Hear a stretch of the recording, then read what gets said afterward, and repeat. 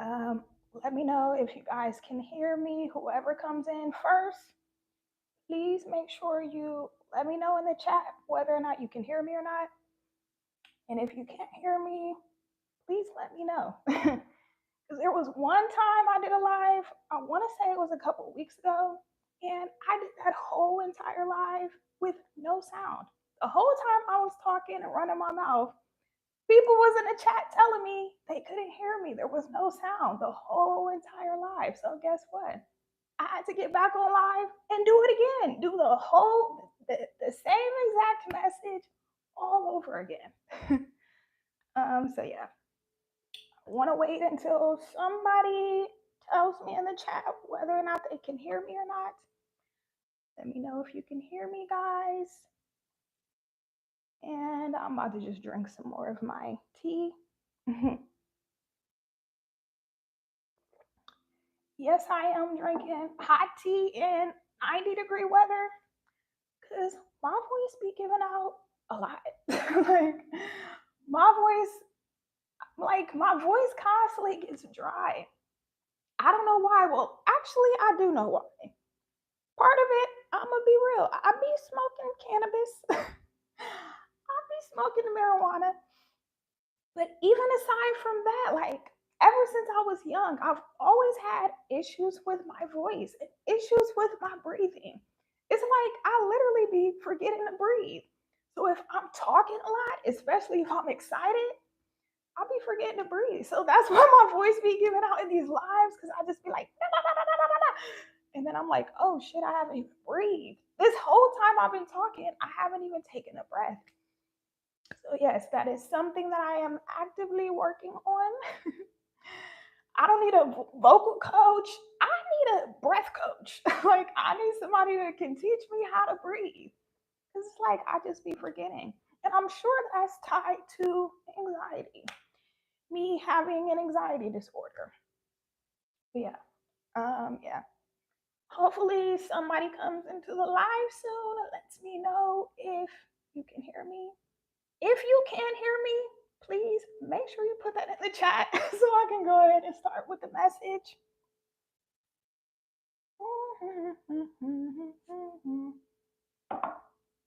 I see a few people in the live, so can one of y'all let me know if y'all can hear me? Let me know if my sound is good. I'm calm, cool, and collected. I'm calm, cool, and collected. I'm calm, cool, and collected. I'm calm, cool, and collected. Let me know if y'all can hear me. Let me know if you can hear me. Please let me know if you can hear me. If you want to get this message, somebody let me know if you can hear me. And I know if this is your first time watching, you're probably like, this lady is weird.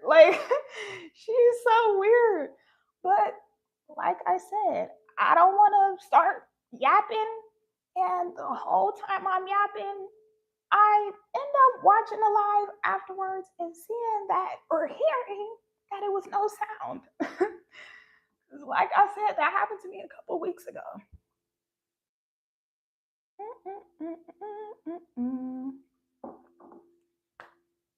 I see y'all watching, but I don't see anybody letting me know whether or not they can hear me or not.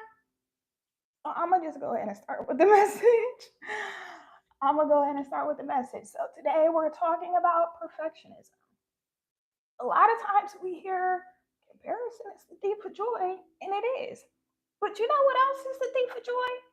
Perfectionism. I can hear, yay, yay. Now I feel more confident, going on with the message. Thank you so much. Somebody finally told me that my sound was good and they could hear me. So, anyways, we always hear comparison is the thief of joy, but perfectionism is the thief of joy too. And in some ways, being a perfectionist can be a good thing. Because when you're a perfectionist, that means you're always striving to be better. You're always wanting to improve and progress. But even though being a perfectionist can be a good thing, because like I said, you're always wanting to improve, you're always wanting to be better. And a lot of times, people who are just complacent, they're not a perfectionist because they don't really care about growing. They don't really care about being better. They're fine with how they are and how their life is, and they don't really have a desire to change or grow. So, like I said, in that aspect, perfectionism can be a good thing. But in my opinion and in my experience, because I am a recovering perfectionist, I feel like there's more cons than pros. Being a perfectionist is more of a detriment than a benefit. And I can only speak for myself. And maybe if you're a perfectionist or you struggle with perfectionism or just beating yourself up or criticizing yourself, maybe you can relate to this, or maybe you can try to get to the root of why you are the way you are. But for me personally, I know me being a perfectionist comes from me being the oldest child and my mom having really high expectations of me. As a child, I was low key an adult. I had a lot of adult responsibilities. And I always felt this pressure to be perfect. Because not only was I the oldest, I was the only girl. So that was so much pressure because it's almost like I was the second mom of the house. So I felt like I always had to be perfect. My mom was really hard on me. Like, I never felt like I was good enough for her. Like, I was always seeking her approval. Um, so that definitely contributed to me becoming a perfectionist. Like, I remember when I was a kid, I was making straight A's, consistently making straight A's. And this one quarter, I made mostly A's, but I think I had like one or two B's. And I was devastated. Like, I was crying, I was beating myself up. I was like, I'm not good enough. Like I was getting straight A's all this time and I got two B's. Like, that really messed with my self-esteem. And that goes to perfectionism. That all goes back to perfectionism. So, like I said, for me personally, it stemmed from my childhood. Having a mother who had really high expectations of me and me having responsibilities as a child that I shouldn't have had. And oh, shoot. I'm sorry. I keep hitting the ring light, y'all. I'm sorry. But one of the ways that perfectionism shows up is you being scared to pursue your passions and live in your purpose because you feel like because I'm not perfect, because I don't feel qualified, I'm not even going to try at all because I don't want to embarrass myself. I can use myself as a perfect example. Me doing what I'm doing right now, me doing these lives, me making YouTube videos for almost a decade. I don't feel like I'm the best speaker because, like I said, ever since I was a kid, I've always had a shaky voice. Ever since I was a little kid, my voice would shake and crack. And that goes back to the anxiety. But even so, even though I know I'm not the best speaker, I don't have the strongest voice. Even so, even though I'm not a perfect speaker, this gives me life. Even the times where I say I'm done, I don't know why I keep making these videos. I don't know why I keep talking. Nobody wants to hear me. Nobody cares what I have to say. My voice probably annoys people. Even though I feel that, it gives me joy to know that I'm helping people with a little bit of wisdom God decides to share with me. It brings me so much joy. Ever since I was a little kid, despite me having this shaky voice, I've always been a person that people come to. I've always been a person my friends come to for advice, even strangers. I've even had strangers tell me their whole life story. And in my mind, I'll be like, why are you telling me all this? Like, I can't believe you feel comfortable sharing all this with me. It is because God has given me a gift. God has given me an anointing. Even though on paper, I don't seem qualified to do this job. I don't, on paper, I am not the best. most qualified. Let's just say that. But even so, the reason why it gives me joy is because this is my purpose. God has given me this purpose. God has put this desire in my heart to preach and speak. And I've been doing this ever since I was a little kid. Even when I was a teenager, I was making videos on Facebook, posting videos on Facebook of me yapping, running my mouth about the same stuff that I talk about now. So if I would have decided to let perfectionism stop me from doing what I know in my spirit God has called me to do, I wouldn't be doing this live right now. I wouldn't have a YouTube channel. All the videos I've put out over the years, none of them would exist because I would just be living in fear. Like, oh no, since I'm not perfect, like I'm not about to go out there and embarrass myself. Like, but instead of giving in to perfectionism, and really, when you think about it, in a lot of ways, I've had to let go of my ego. Because really, me being, if, like I said, if I would have gave into fear and perfectionism and being like, nah, I don't want to embarrass myself, making these videos, talking when I know I'm not the best speaker. If, darn, I can't remember what I was about to say. Oh, man. But long story short, if I decided to let perfectionism hold me back from doing what I know God has called me to do, I would die inside. I would die inside because I would be living a lie. Anytime I try to tell myself I'm crazy, I'm delusional, I don't know why I keep making these videos. I'm never going to make a living off this. So why do I keep doing it? I barely even get 100 views. Some of my videos have gotten like a couple thousand views, but for the most part, it's like I barely even get 100 views. Why do I keep doing this? The answer is simple. It's because it gives me joy. And the fact that it gives me so much joy, despite me not really benefiting from it, it's because God put this desire in my heart. God gave me this purpose. So even though I am a recovering perfectionist, even though I am a recovering perfectionist, every day I choose not to let perfectionism control my destiny. Instead of choosing perfectionism, I choose progress. Instead of choosing perfectionism, I choose, instead of choosing perfectionism, I choose purpose. I choose purpose over perfectionism. I choose progress over perfectionism. I choose joy over perfectionism. And you have to make that decision every single day.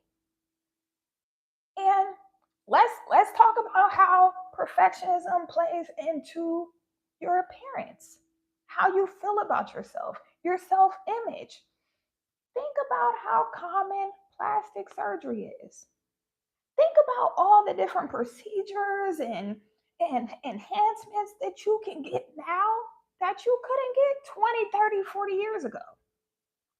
And here's the thing. I feel like it's your body, your choice, your face, your choice. I'm not here to shame anybody for getting any enhancements because I completely understand. Like, even though confidence should come from within, let's be real. To an extent, how you look does affect how you feel about yourself, and it does affect your confidence to some extent. However, a lot of people, especially women, are going overboard. Like, and I want to be careful because I'm not here to judge. And I understand where it comes from. It's an obsession with perfection. That's really all it is, an obsession with perfection. Now, if you're a person who maybe has got like one or two things done, and after you got those one or two things done, you're content. You don't feel the need to get any more enhancements or change anything else about yourself. I'm not talking to you. Because like I said, even though I personally wouldn't get plastic surgery or get any enhancements, I understand why people do. Because like I said, let's be real, to some extent, how you look does affect how you feel about yourself and your confidence. But when people keep going back to the doctor, they keep getting enhancements, they keep getting filler in their lips, they keep getting boob jobs, they keep getting BBLs, they keep getting nip and tuck and Botox, and it's that is the obsession with perfection. That's perfectionism at its core when it comes. And even if I'm not sure if men really experience this, if there's any men watching this, please feel free to share your own experience with your self image and how you view yourself. Like I said, I'm not a man, so I can't really speak for men. And I don't really feel like it's as common for men to get plastic surgery. But there's this gorgeous woman. And if I say her name, if you know who she is, I'm sure we will all unanimously say, yes, she is a 10 out of 10, hands down. Matter of fact, I'm going to just go ahead and say her name, India Love. If you know who India Love is, she's had enhancements now, but prior to her having enhancements, she was gorgeous. She was still a 10 out of 10. Body, face, everything, bone structure, gorgeous, 10 out of 10. I remember when I was younger, I used to follow her on Instagram. I used to follow her on Tumblr. And I just used to look at her like she is one of the most perfect women I've ever seen. I viewed her like she was perfect. Guess what? She didn't. She didn't view herself that way, which is why she got enhancements. And these are not my words, these are her own words. I saw a clip of, and I was shocked. A part of me was shocked, but a part of me wasn't, because I understand things on a spiritual level. But a part of me was shocked because, like I said, before she ever got enhancements, I used to look at this woman like she was perfect. One of the most beautiful, perfect women I have ever seen. But she didn't view herself that way, which is why she got enhancements. And in this clip of her doing an interview, she was saying how she struggles with her self esteem. And that's why she's always getting different things done, and even doing stuff like getting certain tattoos and doing different stuff with her hair, just always trying to find ways to change her appearance. And it's because of perfectionism. It's because of perfectionism. In your mind, you think, once I get this done, then I'll be perfect. Then I'll feel good enough. But guess what?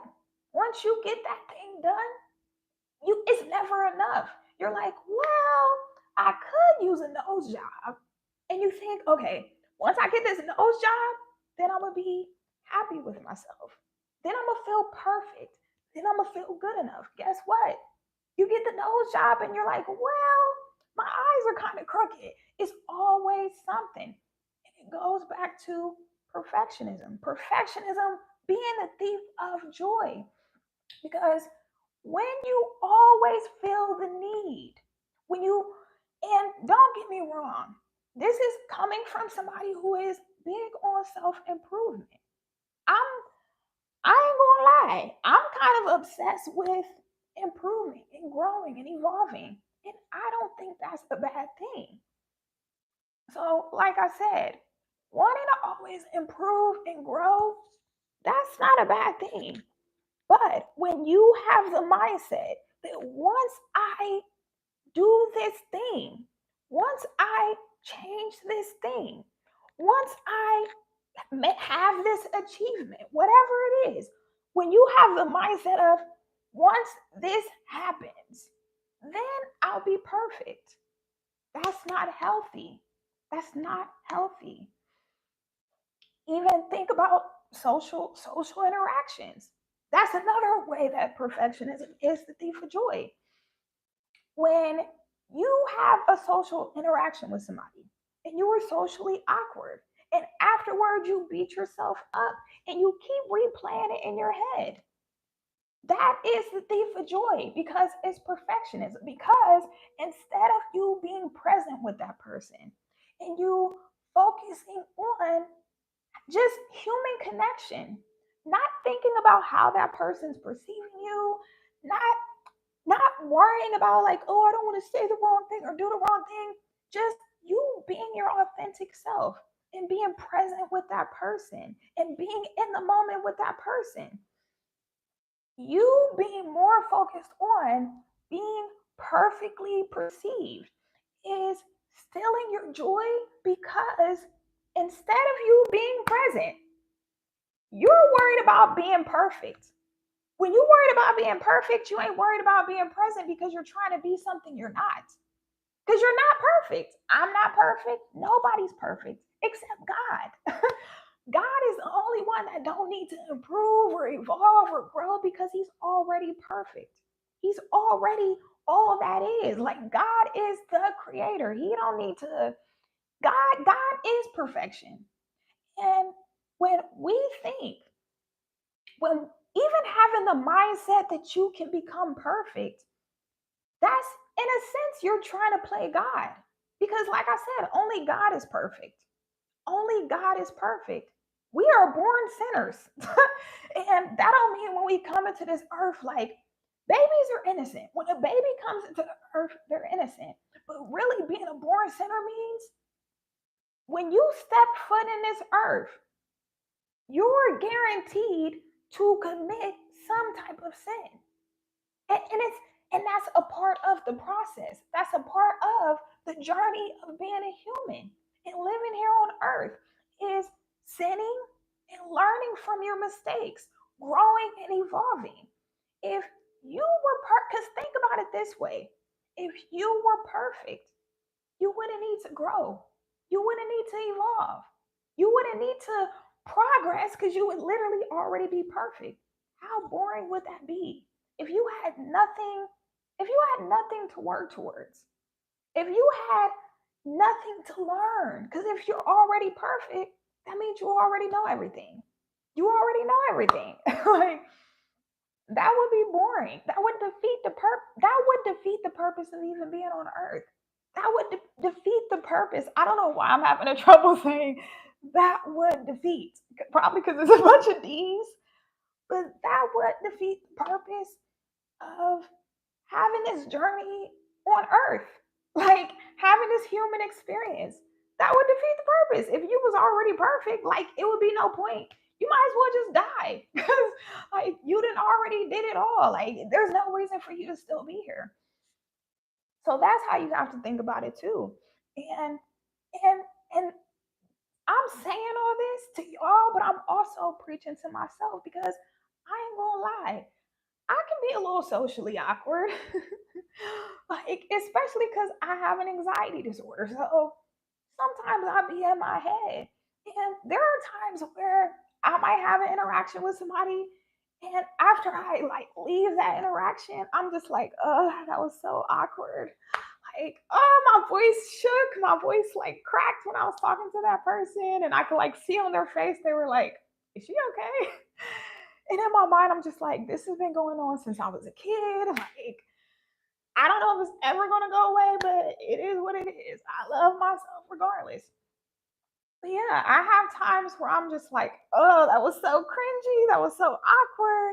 And I'm like beating myself up, and I'm like, well, Kyla, maybe if you were in the moment, when you were interacting with that person, maybe if you were in the moment, not in your head, but in the moment, and focus on connecting with that person, even if it's just a cashier at a grocery store, looking that person in the eye and connecting with them human to human and just being present.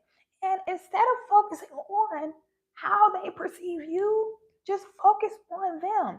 How can you make their day better? How can you bring joy to their day? Maybe you wouldn't have been so socially awkward.